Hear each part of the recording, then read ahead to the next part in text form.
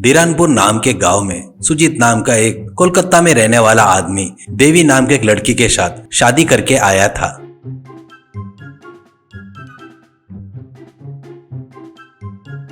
देवी असल में धीरानपुर की रहने वाली थी, इसलिए सुजीत उसके प्यार में अपने देश कोलकाता को छोड़कर उसके लिए धीरानपुर आ गया था। उसी गांव में सुजीत ने एक स्टॉल लगाया था। उसमें उसने बचपन से खाया हुआ फेमस कोलकाता पापड़ी चाट के नाम से एक स्टॉल चलाना शुरू किया।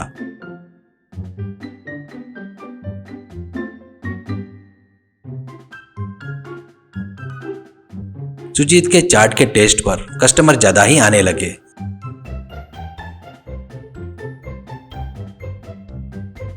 सुजीत और देवी खुशी खुशी जीने लगे।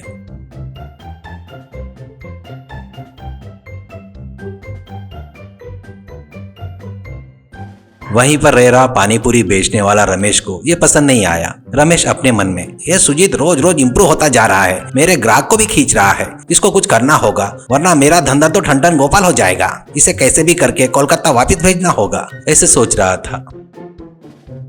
ऐसे ही एक दिन चंदूलाल नाम का एक व्यक्ति रमेश के पास आया। चंदूलाल को देखकर रमेश, अरे चंदूलाल जी क्या हुआ, इस बीच आना ही बंद कर दिए, कोई डाइटिंग वगैरह कर रहे हो क्या, ऐसा कहा। चंदूलाल, अरे रमेश भाई क्या बताऊं, मुझे पानीपुरी काफी पसंद है और मेरे घर वालों को पापड़ी चाट कोलकाता में रहता है ना, वो खाना पसंद है। वो सुनते ही रमेश को काफी गुस्सा आया और तुरंत रमेश, अरे वाह अच्छा है, जो पसंद है वही खाना चाहिए, वैसे आपके घर में सब ठीक है ना, या कोई इस बीच दवाखाना गए क्या। वो सुनते ही चंदूलाल डर गया। तुरंत चंदूलाल, अरे ये क्या बोल रहे हो रमेश भाई, दवाखाना बोल रहे हो, कुछ दिन पहले मेरे छोटे लड़के को कुछ पेट में दर्द था, तब हॉस्पिटल लेकर गया था और लेकर आया, ये बात तुम्हें कैसे पता। वो सुनते ही रमेश, अरे मेरे तक ये बात क्यों आएगी, मैंने ऐसे ही सोचा था। कहते ही चंदूलाल, बस ऐसे ही सोचा था क्या, कैसे। रमेश, हाँ आप लोगों पापड़ी चाट खा रहे हो ना, उसमें डलने वाली चीजें लो क्वालिटी मटेरियल है, उतना क्या, उस दिन मैंने उसमें कॉकरोच भी देखा था। अरे किसी को मत बताना, आप मेरे खास हो इसलिए बता रहा हूँ, वैसे भी किसी की बुराई करना मेरी फितरत नहीं है। वो सुनते ही चंदूलाल डर गया। तुरंत चंदूलाल, ऐसा काम कर रहा है क्या, वो बेवकूफ कहाँ से आकर यहाँ पर स्टॉल लगाया, हमारे जैसे ग्राहकों के सेहत से खिलवाड़ करता है क्या, अभी उसकी खटिया खड़ी करता हूँ, रुको। उस पर रमेश, अरे अरे अरे चंदूलाल जी ऐसा मत करो जी, आप जाकर डायरेक्ट बोलोगे तो कोई भरोसा नहीं करेगा, आप मेरे खास हो इसलिए बात मैंने आपको बताई है, ये बात आप दिल में ही रखो, ऐसा बोलकर उसे वहां से भिजा दिया।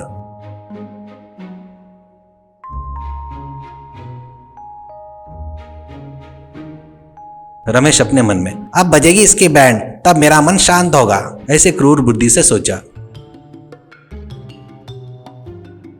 रमेश के सोचे वैसे ही सुजीत की पापड़ी चाट का धंधा मंदा पड़ने लगा।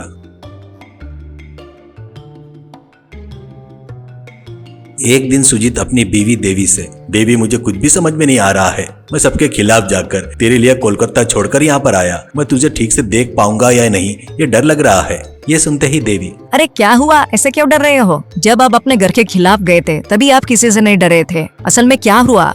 उस पर सुजीत, ऐसी बात नहीं है, अपनी पापड़ी चाट की दुकान पर रोज रोज ग्राहक कम हो रहे हैं, कोलकाता फेमस स्ट्रीट चाट बोर्ड लगाने पर शुरुआत में काफी लोग आए, पर पिछले 2 महीने से मैं देख रहा हूँ काफी कम हो गया है धंधा। उस पर देवी दुखी हुई। देवी, अरे फिर क्या करे, आप दुखी मत हो, आप दुखी होंगे तो मैं देख नहीं सकती, ये नहीं तो कोई और धंधा कर लेंगे, आप ऐसे दुखी मत होना, ऐसे दिलासा दिया। इतने में विष्णु और रवि बोलकर सुजीत के दोस्त उससे मिलने के लिए आ गए। सुजीत ने उन्हें देखते ही गले लगा लिया। देवी भी काफी खुश हुई। सभी ने खाना खाया।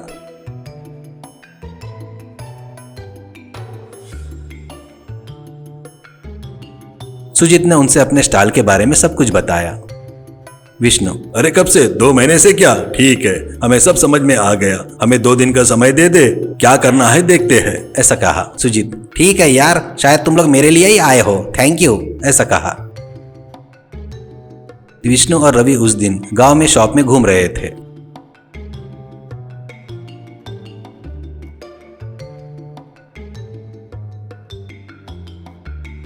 विष्णु और रवि सुजीत के सामने लगे रमेश के पास गए। रमेश ने उनको देखकर, अरे कौन हो तुम लोग, गांव में नए आए हो शायद, अरे आइए आइए पानीपुरी खाइए, ऐसा कहा।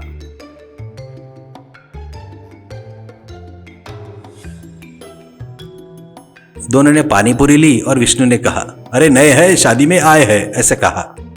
फिर रमेश, ऐसा है क्या, खाइए खाइए, काफी अच्छी है यहाँ पर, हमारे गांव में मैं ही फेमस पानी पूरी वाला हूँ, ऐसा कहा। उस पर रवि, अरे यहाँ पर एक फेमस कोलकाता पापड़ी चाट वाला था ना, ऐसा कहा। रमेश, अरे धीरे से बात कीजिए साहब, आप बिल्कुल वो मत खाइए, वो आपके सेहत के लिए अच्छा नहीं होगा, पहले ही शादी में आए हो, ऐसा कहते ही विष्णु, अरे ये क्या भैया, ऐसा क्या हुआ? उस पर रमेश, अरे वो काफी बड़ी कहानी है, क्या बताओ, वो कहीं कोलकाता से आया है, पापड़ी चाट बेच रहा है, पर खराब हुआ मैदा ऐसा सब डालता है वो चाट में, क्या डालता है उसको ही मालूम। एक दिन तो मैंने चूहे को भी देखा था, पर यह बात किसी को मत बताना, मुझे किसी की बुराई करना बिल्कुल नहीं पसंद है, ऐसा कहा। विष्णु और रवि ने एक दूसरे का चेहरा देखा। रमेश जो बोल रहा था उन्होंने सब कुछ रिकॉर्ड किया था। तुरंत विष्णु, ठीक है जी, थैंक यू भैया, ऐसा बोलकर दोनों चले गए।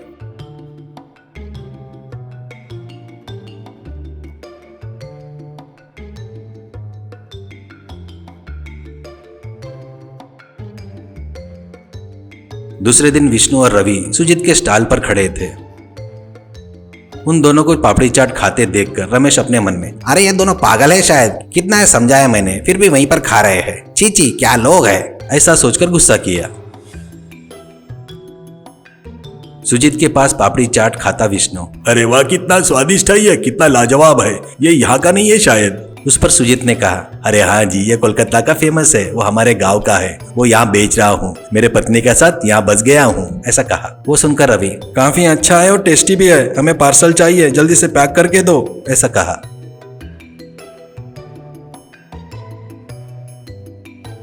काफी लोग देखते समय उन्होंने पार्सल ले लिए। फिर लोगों में से एक आदमी सामने आकर, अरे अरे आप लोग नए हो लगता है, ये खराब क्वालिटी की पापड़ी चाट बेच रहा है, इसके पास से मत खरीदना, ऐसे गुस्से से कहा। वो कोई और नहीं चंदूलाल था। तुरंत सुजीत, अरे चंदूलाल जी, आप ऐसा क्यों बात कर रहे हो मेरे बारे में, क्या हुआ? उस पर विष्णु, क्यों बात कर रहा है बोले तो ये देखो, बोलकर वीडियो दिखाया। उस वीडियो में रमेश टाल के बारे में जो बोल रहा था सब दिखाई दिया और सुनाई दिया। सभी गांव वालों ने देखा और रमेश की तरफ देखकर चिढ़ने लगे। तुरंत सुजीत, अरे रमेश भैया, मैंने क्या किया आपके साथ जो आप ऐसे बात कर रहे हो, मैं अपनी पत्नी को लेकर यहाँ से चले जाऊं बोलते क्या, ऐसा कहा। उस पर रमेश शर्मिंदा होकर, तुरंत रमेश, मुझे माफ कर दे सुजीत, क्या है क्या मेरा धंधा खराब हो रहा था, इसलिए ऐसा सब कुछ बताया, तुम और तुम्हारी पत्नी यहीं पर रहो, अब ऐसा नहीं कहूंगा, ऐसा कहा। उस दिन से दोनों जिसकी जिंदगी वो देख रहे थे। डियर फ्रेंड्स, अगर आपको ये वीडियो पसंद आई तो हमारे चैनल को लाइक, कमेंट और सब्सक्राइब जरूर करना, और हाँ, अपने दोस्तों के साथ इसे जरूर शेयर करना। धन्यवाद।